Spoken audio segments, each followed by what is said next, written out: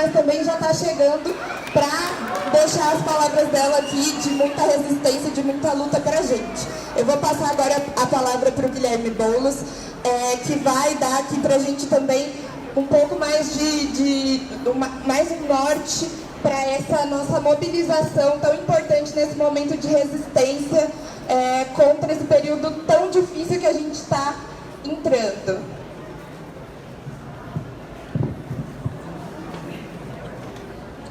Boa noite a todas, boa noite a todos.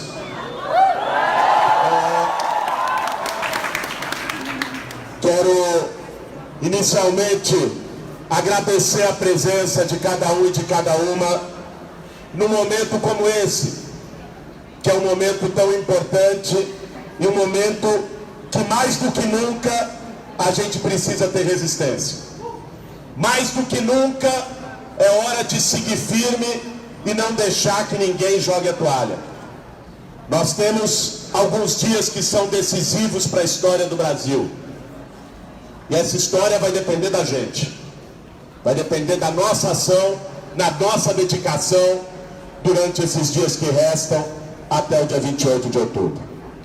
Eu quero primeiro fazer aqui um agradecimento sincero a cada um e a cada uma que esteve junto com a gente no primeiro turno das eleições, na campanha que nós construímos num período muito difícil, numa eleição marcada pelo ódio, numa eleição marcada pelo medo, mas eu não tenho a menor dúvida que, para além dos números, nós plantamos sementes no futuro.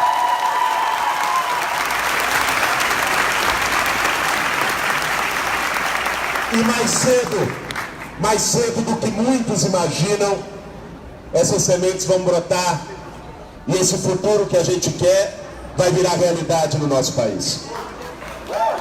Agora, esse segundo turno nos traz um desafio. O que está em jogo nessa eleição? Nós dissemos isso desde que fecharam as urnas e encerrou a apuração do primeiro turno. Chegou a Luísa, veio a Carolina.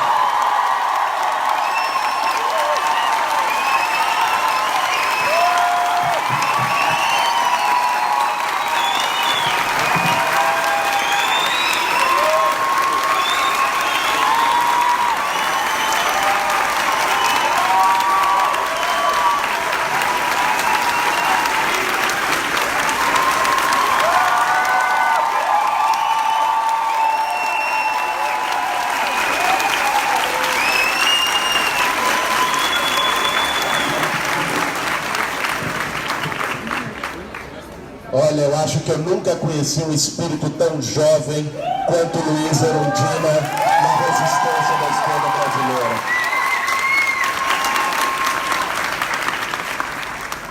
Estava aqui, Luísa, começando, dizendo que o que está em jogo nesse segundo turno não é apenas duas candidaturas. Não é apenas o Fernando Haddad ou o Bolsonaro. O que está em jogo nesse segundo turno é o destino do país numa encruzilhada. De um lado, tem um projeto que a gente pode ter toda a diferença, mas que preserva a democracia e os direitos sociais. Do outro lado, tem um projeto de ditador. Alguém que vem e diz com toda a naturalidade que ele só reconhece o resultado das urnas se ele for o vitorioso. Alguém que não tem o menor pudor de vir a público para defender torturador, para defender a tortura, para exaltar um dos períodos mais sombrios da nossa história, que é a ditadura militar. A disputa que está posta no segundo turno é o da democracia contra o atraso. E numa disputa como essa, não tem lugar para ficar em cima do muro. Numa disputa como essa, não tem espaço para vacilação. E digo mais, não tem espaço também para ficar remoendo ressentimento político. Não tem espaço para isso.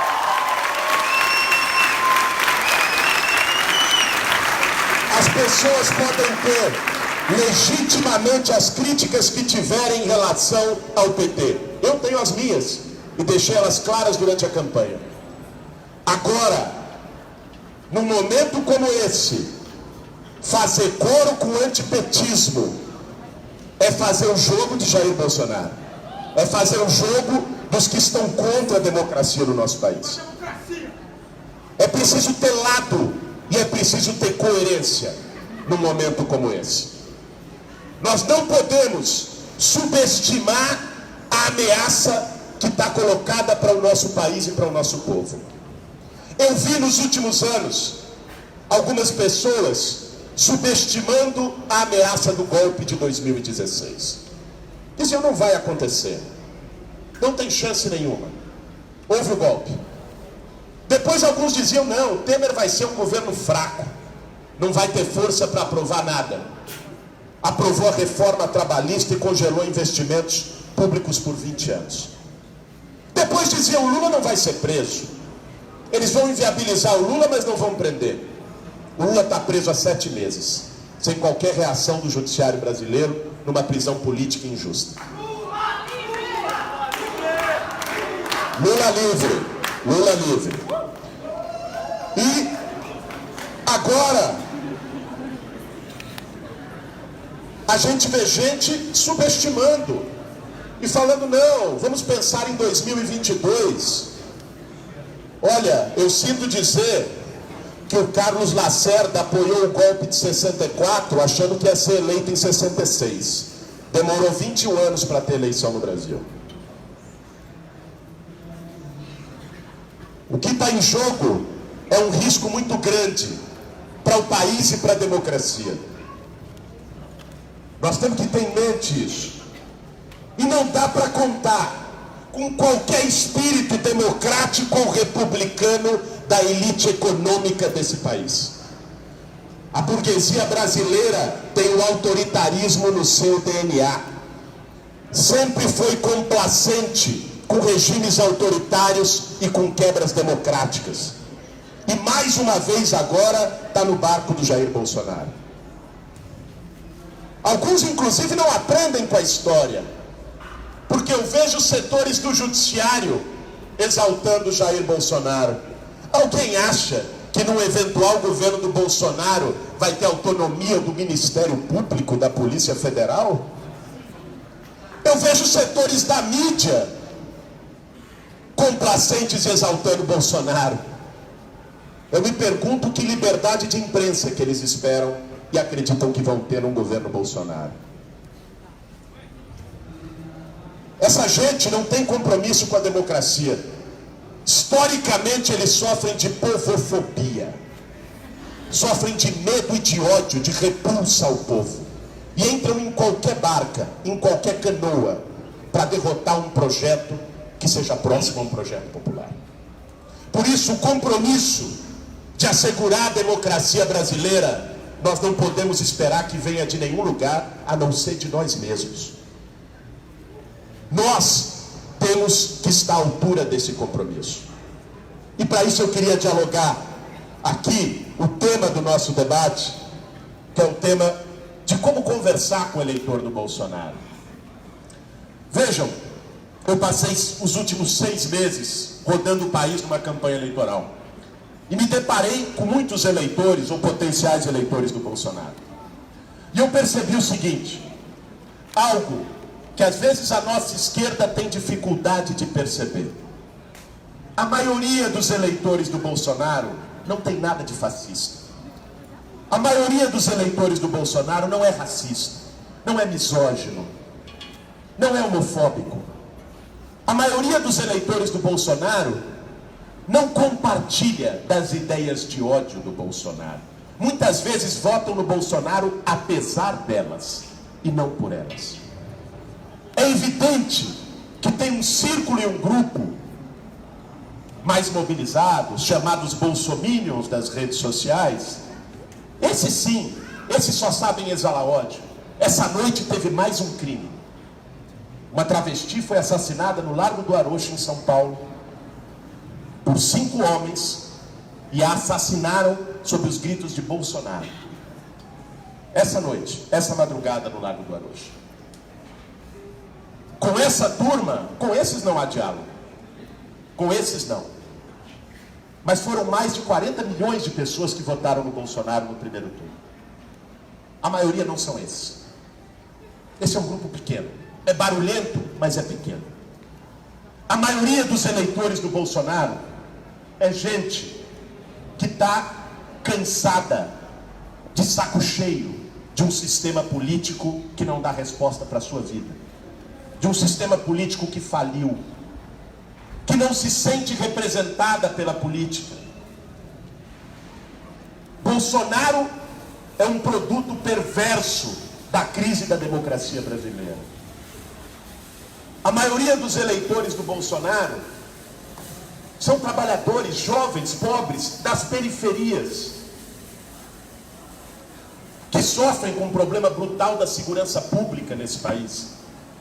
E que muitas vezes são capturados por um discurso fácil de que tudo se resolve dando arma para as pessoas, com mais violência, na bala, com mais prisão, com pena de morte. São pessoas que sofrem com a crise econômica. Vejam, se nos próximos 10 dias a gente não se desafiar a dialogar com essas pessoas, não haverá virada. A chance de construir uma virada e de, nesses dias históricos, derrotar o Jair Bolsonaro, vai ser cada um de nós se desafiar e além dos nossos círculos, e além das nossas bolhas, e dialogar com essas pessoas. Dialogar com esses eleitores. Dialogar com alguém que acha que política não presta, que é tudo igual e que o Bolsonaro é de fora da política. Nós temos que desmistificar o Bolsonaro, porque ele vendeu uma farsa para as pessoas. Não há ninguém que seja mais a cara da velha política tradicional brasileira do que Jair Bolsonaro.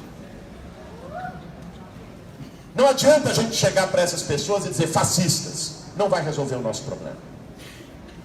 Nós temos que chegar para essas pessoas e dizer para elas que Bolsonaro é deputado há 28 anos. E diferente da Luísa Erundina, que é deputada há algum tempo, aprovou apenas 2 projetos. Recebeu mordomias, recebeu auxílio moradia tendo casa.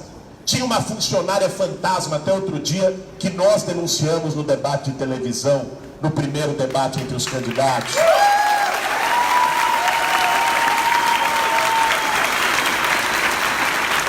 Bolsonaro é um símbolo da velha política mais atrasada, da política dos privilégios, da política dos favores, da política de alguém que faz do parlamento uma carreira para si, para o seu benefício. Nós temos que dizer isso para as pessoas, mais do que chamá-las de fascistas. Fascista é o Bolsonaro. A maioria dos seus eleitores, felizmente, não é.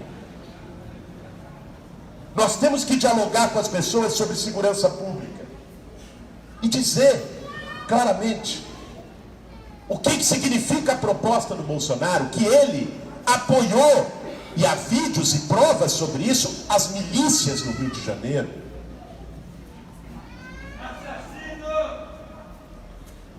De que ele, cúmplice de assassinatos, seguramente, de que o Bolsonaro, essa proposta de liberação de armas, só vai levar a mais violência contra aqueles que sempre sofreram violência nesse país. Contra os mais pobres. Porque tem uma coisa que é o empoderamento de uma ideia. Tem uma história de que quando se assinou O ato institucional número 5, em 1968, na ditadura militar, teve um único voto contra, do vice-presidente civil da ditadura, na época, que era o Pedro Aleixo. Ele disse que não assinaria e não assinou. E perguntaram para ele se ele não confiava naquele gabinete. Ele disse: nesse gabinete eu até confio. O problema é o guarda da esquina.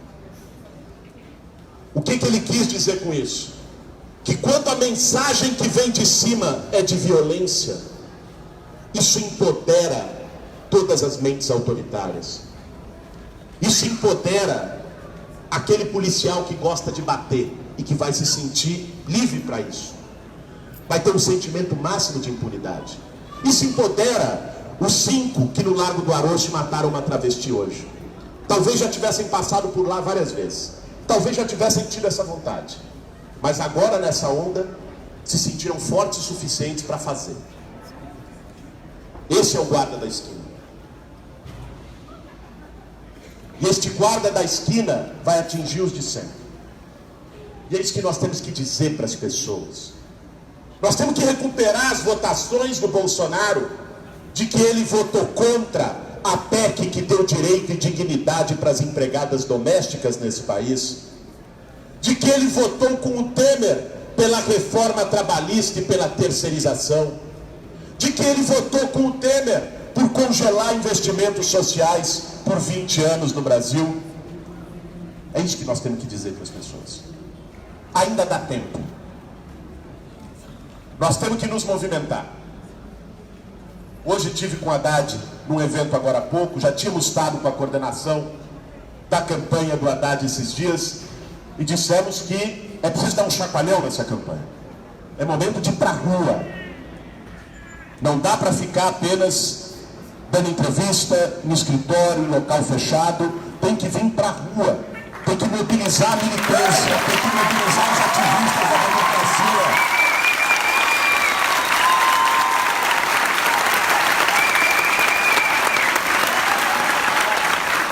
Porque é na rua que a gente tem condição de ganhar essa eleição. E aqui queria falar rapidamente de 2 iniciativas.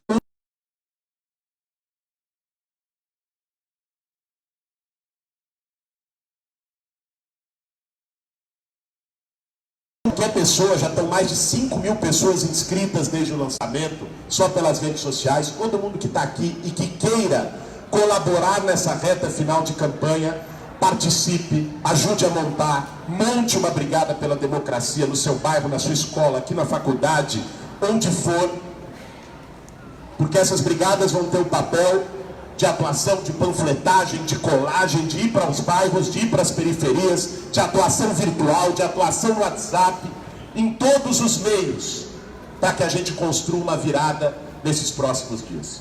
Não é momento de jogar a toalha nem de baixar a cabeça.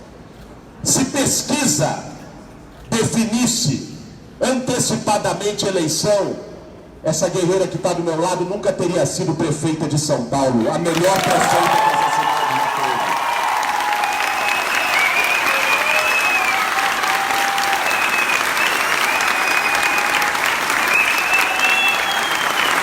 As pesquisas davam a Erundina em terceiro, em quarto, um dia antes da eleição. Ganhou a eleição. Então, nós não podemos guiar o nosso ânimo por pesquisa. É claro que a situação está difícil. É claro que a maré deles é pesada. É claro que o jogo deles é baixo, é subterrâneo. Nós vimos o que elegeu Trump nos Estados Unidos. A Cambridge Analytica, uma baixaria de WhatsApp, mentiras atrás de mentiras. E é esse jogo que estão querendo reeditar aqui. Esse jogo é forte, só que ele não é invencível. Vai ser invencível se a gente se sentir derrotado antes da hora. Mas o nosso papel nesse momento é fazer brigadas pela democracia, é se mobilizar, é panfletar, é ir para os bairros,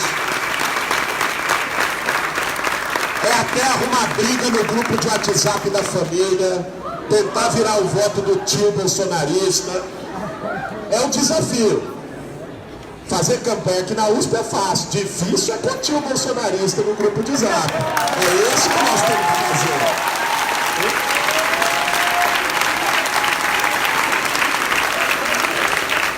E uma segunda iniciativa, para concluir aqui, é a seguinte: nós precisamos ir para a rua. Esses próximos dias vão ser muito importantes. Rua pode até não ganhar voto, mas rua eleva a nossa moral. Rua nos deixa mais fortes. Rua vai produzir o clima de virada.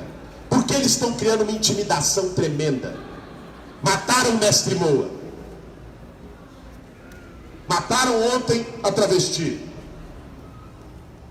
Várias agressões. A jovem de 19 anos em Porto Alegre, que foi atacada com canivete por 3 homens e marcaram uma suástica na barriga dela, porque estava com uma camiseta e ele não.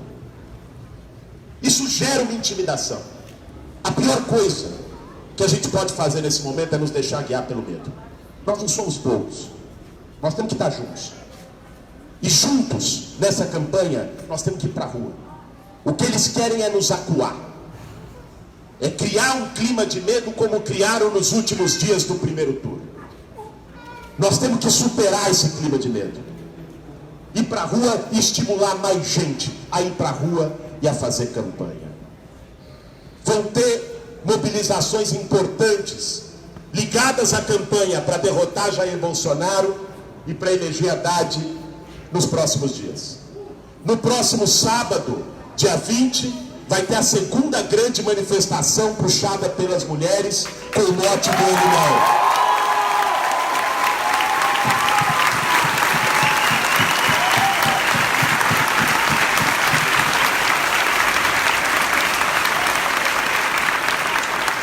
Nós temos a responsabilidade e o dever de estar lá, nessa mobilização, no sábado, na Avenida Paulista. Na segunda-feira, nós estamos construindo um encontro de intelectuais, juristas, com Haddad. Eu vou estar lá também, no Tuca, na PUC, na segunda noite. É muito importante a gente lotar o Tuca na segunda noite. Na quarta-feira, a Frente Povo Sem Medo e a Frente Brasil Popular, a maior parte dos movimentos sociais desse país, vão estar juntos na Avenida Paulista, no grande ato da virada. Nós vamos botar mais de 100 mil pessoas na Paulista na próxima quarta-feira da 24.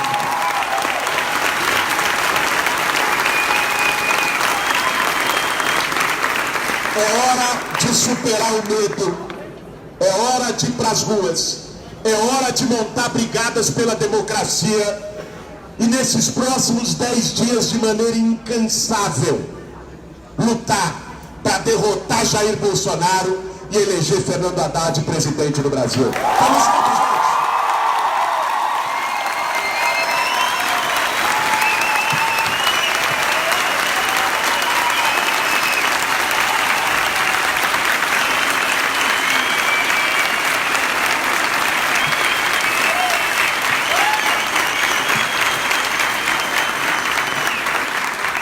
Gente, antes da gente dar continuidade à nossa atividade de hoje, eu queria dar alguns recados. O primeiro é que à direita de vocês, aqui no morrinho, vai ter uma banquinha onde a gente vai recolher os números de celulares e os contatos das pessoas que quiserem participar das brigadas. A intenção é que a gente saia daqui direto para a ação. Como o Boulos acabou de dizer, é muito importante que cada um de nós seja ativo nesse processo a partir desse momento, para que a gente consiga reverter esse quadro. O segundo aviso é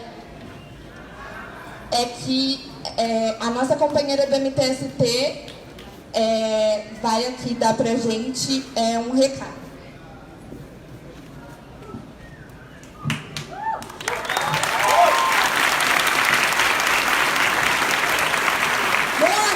Companheiros e companheiras aqui da USP, eu sou a Bia, sou militante do MTST e vim aqui falar para vocês o que é essas brigadas pela democracia. Esse momento, eu não preciso nem complementar, que é decisivo na nossa luta, porque é um momento de disputa de consciência. Não é mais o momento da gente sair do grupo da família, não é mais o momento de desfazer amizade no Facebook, é o momento de usar todos os espaços, ocupar todos os espaços. Não é mais o momento de aquelas pessoas que falam pra você, política não é pra mim. Por que não é, companheiro? Política é pra você sim. É pra falar. É pra falar pra cada companheiro que tirou dele da reta, que política não é pra ele, que ele tá cansado, que ele vai ser responsável pelo cansaço dele ter que trabalhar muito mais horas, dele ter que trabalhar muito mais tempo depois que aprovarem uma reforma da Previdência. Esse é o momento de disputar consciência. Esse é o momento de conversar com o Coxinha, de conversar com o Zé Povinho. Esse é o momento. As brigadas pela democracia vêm para juntar cada pessoa que às vezes não é filiado, a pessoa às vezes não tem uma organização, mas quer lutar contra o fascismo. Quer lutar contra tudo que o Bolsonaro representa e é. Não é só uma questão de representação, porque as pessoas estão sujando a mão de sangue. E cada voto, cada pessoa que votar numa pessoa que nem ele, vai ter uma gota do sangue de cada um que morreu por causa dessas ações. E é o momento dessas pessoas se conscientizarem disso também. A consciência é um lugar da nossa disputa agora, junto com as ruas. E as brigadas têm o dever, a função de juntar essas pessoas que não se conhecem, ou às vezes, eu também estou infeliz, mas não sei onde eu vou, o que eu vou fazer, para onde eu vou, não me identifico aqui, não me identifico ali, mas quero fazer alguma coisa. Agora é o momento. A gente, na minha opinião, uma das coisas mais perversas que o momento da ascensão do fascismo causa é a solidão das pessoas. Todo mundo se sente sozinho. Todo mundo acha que não tem com quem conversar. Todo mundo acha que aquela pessoa não vai entender exatamente o que você está pensando. A hora que você chega para conversar, não, você tenta dar aquela jogada aqui. A gente está na USP, quanto historiador não tem aqui ouvindo? Não, mas eu sou historiador. Filho, ninguém liga. Ninguém está ligando e você se sente como depois? Não, mas eu fiz ciências sociais, não sei o quê. E a pessoa não está nem ligando, aquela tua tia que não é fascista, mas está compactuando, já não liga mais para isso. Por mais que ela se orgulhe que o filho dela estuda na USP. Esse é o momento de trazer vocês para perto de uma organização que são essas brigadas pela democracia. Ninguém, porque está na brigada, está entrando para o pessoal, nem para o MTST, mas está lutando lado a lado com essas pessoas. Está todo mundo na mesma frente agora, combatendo o mesmo inimigo, unindo todas as nossas diferenças contra algo que quer acabar com elas. O número de WhatsApp, que vocês vão mandar uma mensagem com o nome de vocês, uma saudação, fé na luta, pode falar o que quer, é 94215-7600. Tem um companheiro ali, tem aqui.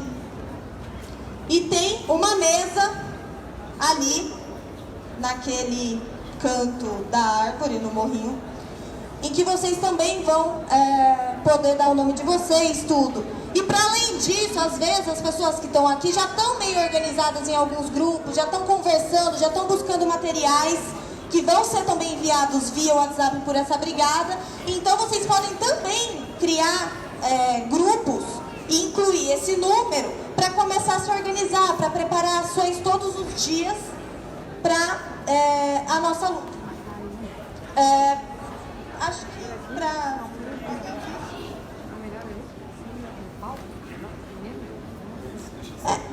para além disso, lembrem-se que vai ter ali de novo a banquinha. E agora é o momento, gente. Agora é o momento da gente tomar essas ruas de novo, porque a campanha acabou. Mas o segundo turno tá aí e é nas ruas que a gente vai vencer isso. Das ruas a gente começou e é lá que a gente vai estar sempre. Obrigada.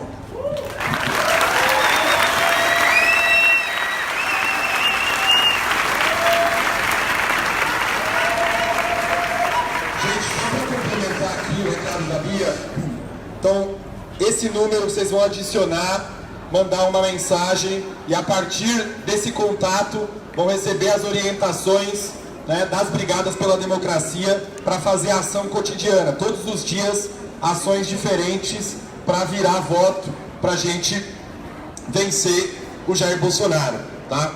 Além disso, também está chegando aí, tá preso no engarrafamento, mas está chegando material da campanha, porque também sem material, né, fica difícil. Mas está chegando, não desanima, tá? Está chegando. As Brigadas pela Democracia também vão orientar locais aonde vocês também vão poder pegar material, distribuir, fazer panfletagem, fazer colagem e tudo mais, tá? Então adicionem o número, peguem ali, se inscrevam também, tem a banquinha ali, se inscrevam, vamos pra cima, vamos virar esse jogo, beleza?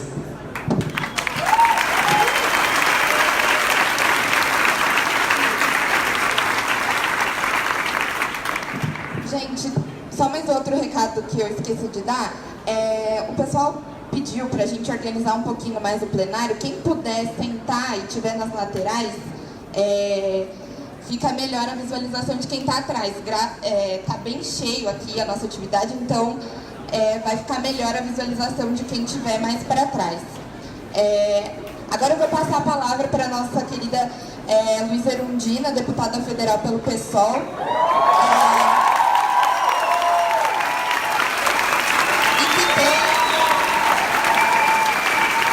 Com certeza, palavras muito importantes para dizer nesse momento. A Luísa, que resistiu bravamente à ditadura militar nesse país, tem uma mensagem, assim como o Guilherme trouxe agora, uma mensagem importante de esperança para a gente sair daqui com sangue no olho para se organizar e virar esse jogo.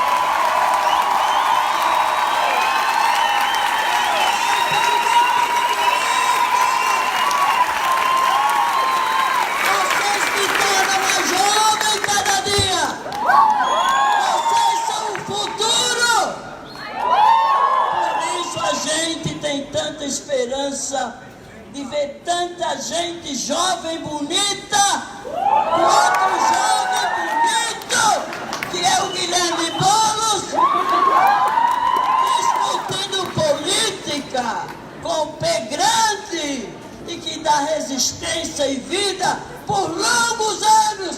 Eu sou exemplo disso.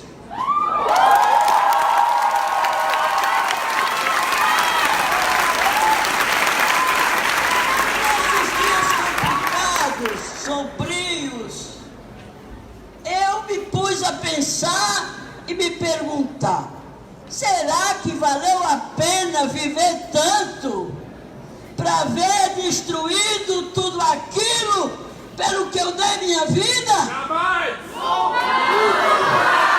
Será que valeu a pena?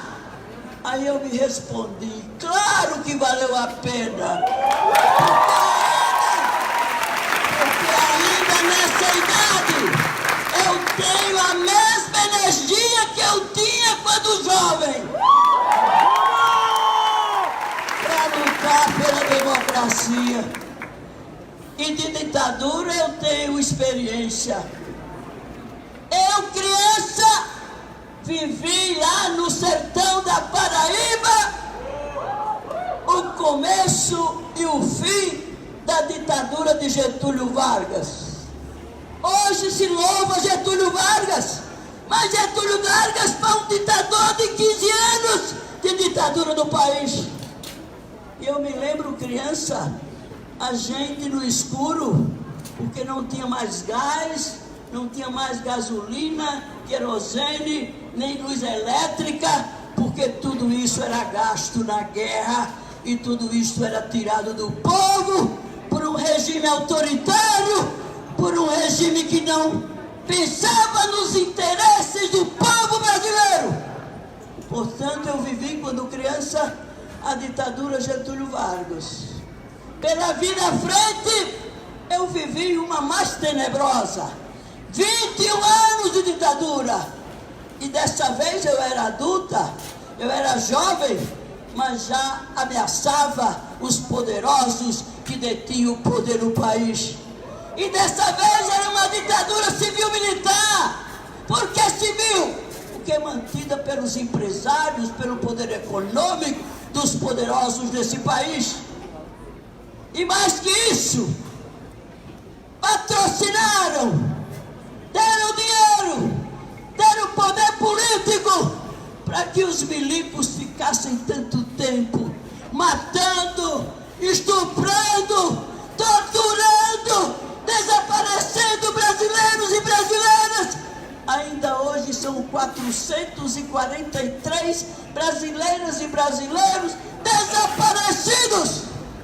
As suas ossadas sequer se sabe onde estão colocadas, para poder os seus familiares. Sua mãe, ainda uma senhora de 105 anos, ontem completou 105 anos em Recife, Dona Eusina Santa Cruz, que tem um filho, Fernando Santa Cruz, desaparecido com 26 anos no Rio de Janeiro. Ele fazia direito, sumiu naquele dia, nunca mais apareceu em seu país, em sua família, entre os seus companheiros de luta. Desapareceu, não se sabe onde estão os seus ossos. E Dona Eusita, 105 anos, não morre, porque ela continua a ouvir a chamada do telefone de sua casa. Ela fica, o seu coraçãozinho palpita, porque ela acha que é uma notícia do Fernando Santa Cruz, o seu filhinho que foi consumido, que foi assassinado, que foi tirado a sua juventude. Porque qual era seu crime? Ele lutava pela democracia, ele lutava por igualdade, ele lutava contra as injustiças que existem nesse país. Como é que eu posso me sentir velha e achar que eu não tenho ainda força para lutar pela democracia nesse país, minha gente?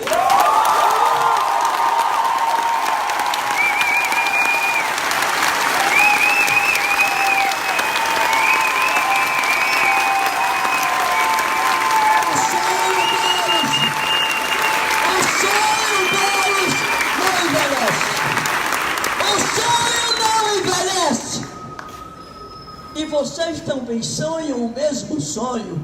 Como é que esse sonho pode envelhecer? Não envelhece nunca. E o nosso sonho é aquele que nunca morre. Enquanto houver uma faísca de injustiça nessa sociedade, uma faísca de autoritarismo nessa sociedade, uma ameaça a uma mulher, a uma criança, a um negro, a um LGBT, não dá para desanimar. Não dá para envelhecer, não dá para desistir. Nós estamos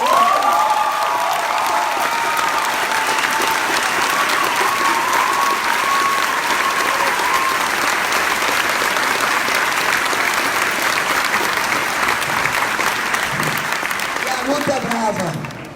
Nós vimos vindo para cá, muito trânsito, me atrasei, e também porque uma jovem nos ligava para mim, a Muna, porque ela estava na polícia. Ontem ela nos ligou para dizer que ela tinha ido a uma reunião com uma camiseta escrito "Ele não". Ela foi para sua casa.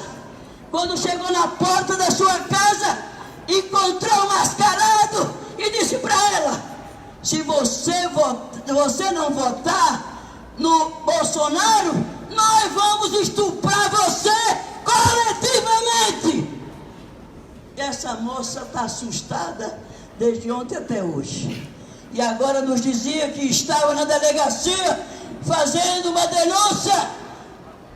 O registro desse crime não foi atendida ontem, só foi atendida hoje. Imagina o sofrimento dessa moça, e o medo dessa moça, e a solidão dessa moça. Estive ontem com os pais de um jovem músico, um jovem poeta de 30 e poucos anos, que está com o seu psique absolutamente ameaçado, porque ele tem medo, porque ele trabalha na periferia da cidade, com a população das favelas, e já foi ameaçado que ele e seu grupo que trabalha com o povo vão pagar um preço alto depois dessas eleições. Portanto, minha gente, não são ameaças vazias, não é imaginação, não é ficção. Não podemos correr o risco de que essa realidade se instale em nosso país. Se trata, gente, de reconquistar aquilo que nós perdemos. Perdemos a democracia, perdemos as conquistas sociais, trabalhistas, previdenciárias que estão escritas na Constituição Soberana Cidadã do nosso país.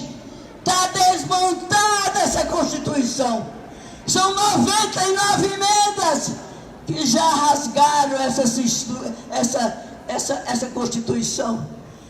Tem mais de 119 artigos da Constituição que ainda não foram regulamentados. Portanto, a base institucional, a matriz judiciária que nos sustenta e sustenta a democracia está rompida, está rasgada, está destruída. Portanto, minha gente, não vamos nos desanimar por isso. Muito pelo contrário, eu agradeço a Deus e a história ainda está viva, com 84 anos. Não faz mal, eu tenho tanta juventude em torno de mim que sonha os mesmos sonhos e que está lutando pela mesma luta, minha gente, que eu não posso desanimar, nem vou desanimar.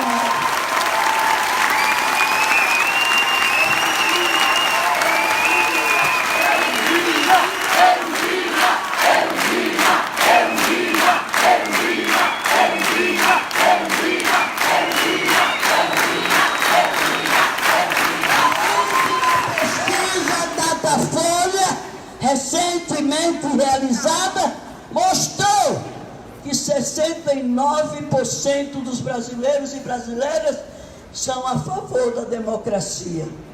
Vejam bem, se 69 brasileiros e brasileiras declararam numa pesquisa recente que são a favor da democracia, bastava que metade desses 69% votassem pela democracia, que nós teríamos vitória na próxima eleição, no segundo turno, elegendo Haddad. Mais do que eleger Haddad, eleger a democracia em nosso país. Portanto, meus jovens e minhas jovens, meu querido Boulos, obrigada por você estar nessa luta. Você é tão jovem, tão preparado, tão competente, tão fiel a esse sonho.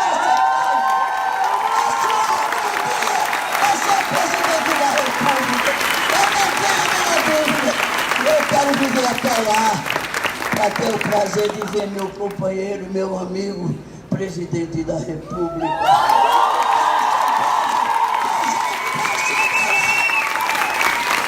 Mas enquanto isso, vocês, o MTST, o povo democrático do país vai dar uma resposta. E o Boulos me disse, e disse ainda há pouco, que não tem essa história de pesquisa. Nós não somos movidos a pesquisas, nós somos movidos a sonhos. Como é que vamos achar que ainda faltam 2 semanas e não seja suficiente para virar essas pesquisas fajutas? 2 pontos que eles mexem nela, eles dão uma tendência numa certa direção. Como ele disse, na véspera da eleição eu ganhei as eleições. E ganhei de quem? De Quécia, que o candidato dele era o Leiva, que disputou comigo. Eu ganhei do Maluf.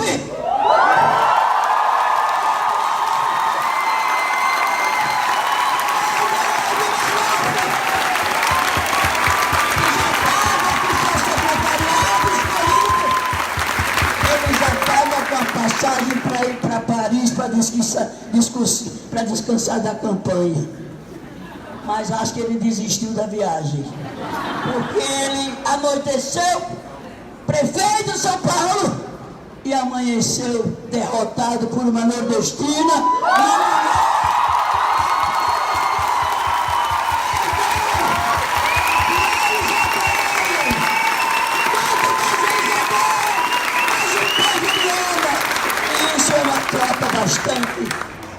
corajosa para mim. Pois bem, minha gente, não quero mais tomar o tempo de vocês.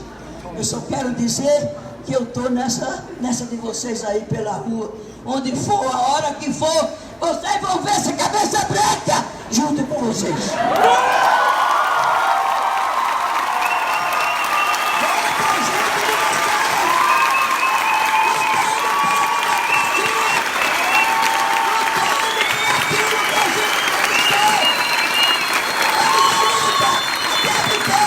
Se Deus quiser.